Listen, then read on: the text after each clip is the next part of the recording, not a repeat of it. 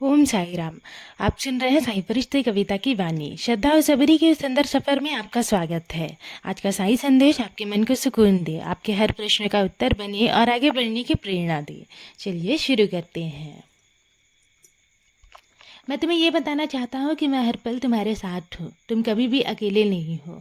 तुम्हें भले ही कई बार ऐसा लगता हो कि तुम्हारी बात कोई नहीं समझ रहा, तुम्हारे दर्द को कोई महसूस नहीं कर रहा, लेकिन मैं तुम्हारे मन की हर बात जानता हूँ।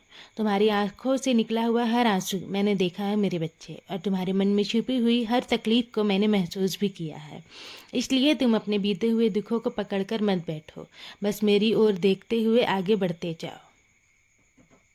और इस बार जब तुम मुझसे मिलने आओगे ना, तो इस बार मेरे सामने अपने दुखों की कहानी नहीं सुनाओगे, अपनी जीत की कहानी सुनाओगे। ये बात याद रखना। तुम मुझसे ये कहोगे कि जिस समय मैं टूट रहा था उस समय आपने मेरा हाथ नहीं छोड़ा, जिस समय मुझे लगा था कि सब खत्म हो गया उसी समय आपने मेरे लिए एक नया रास्ता बनाया था। तुम ना बस मेरी लीला देखते जाओ और श्रद्धा सबरी बनाए रखो। तुम्हारे जीवन में जितने दुख आए हैं ना, उनसे कहीं अधिक खुशियाँ मैं तुम्हारी झोली में डालने वाला हूँ। तुम केवल विश्वास रखो और सही समय का इंतज़ार करो। और सुनो, जब तुम्हारी अर्जी मेरे दरबार में लग गई है तो फिर यहाँ लोगों की मर्जी ना नहीं चलती, सिर्फ मेरी मर्जी चलती है। इसलिए तुम लोगों के पीछे मत भागो। जिस काम के लिए तुम बार बार चिंता कर रहे हो ना, उसे मेरे चरणों में छोड़ दो। मैं जानता हूँ कि तुम्हें क्या चाहिए, कब चाहिए और किस रूप में चाहिए, और मैं सब इंतज़ाम कर दूँगा। मुझे ना तुम्हारे पास आने के लिए किसी साधन, गाड़ी, टांगे या विमान की ज़रूरत नहीं है। तुम जहाँ हो वहीं मुझे सच्चे मन से याद करो, मैं तुम्हारे पास आ जाऊँगा। तुम मेरा नाम स्मरण करो, मेरा ध्यान करो, अपनी हर परेशानी मेरे सामने रख दो। मैं तुम्हारी हर पुकार सुनता हूँ और सहायता के लिए दौड़ा चला आता हूँ। मैं अपने भक्तों को ना रास्ते में अकेला छोड़ने वाला नहीं हूँ।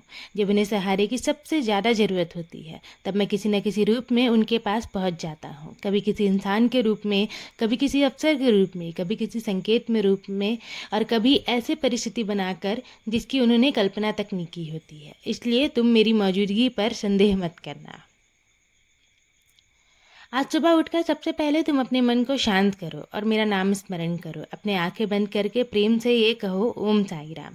फिर मुझसे ना तुम बस इतना कह देना कि आज का दिन बाबा मैं आपके चरणों में समर्पित करता हूँ। मुझे सही मार्ग दिखाइए, मेरे मन को शांति दीजिए, और मेरे जीवन में जो भी मेरे लिए अच्छा है वो अपनी कृपा से मेरे पास लाइए। इतना कहकर तुम बस निश्चित हो जाना। तुम्हें हर उत्तर तुरंत दिखाई नहीं देगा, और ये ज़रूरी भी नहीं है। कुछ उत्तर समय के साथ मिलते हैं और कुछ उत्तर मेरी लीलाओं के रूप में तुम्हारे सामने आते हैं। इसलिए तुम बस विश्वास रखो। और आज एक बात अपने मन में बैठा लो कि जिसे तुम देरी समझ रहे हो ना, हो सकता है मैं उसी समय तुम्हारे लिए कुछ ना कुछ तैयारी कर रहा हूँ। इसलिए किसी की ज़िंदगी देखकर अपनी ज़िंदगी को मत तौलना। किसी की सफलता देखकर ये मत सोचना कि तुम पीछे रह गए हो।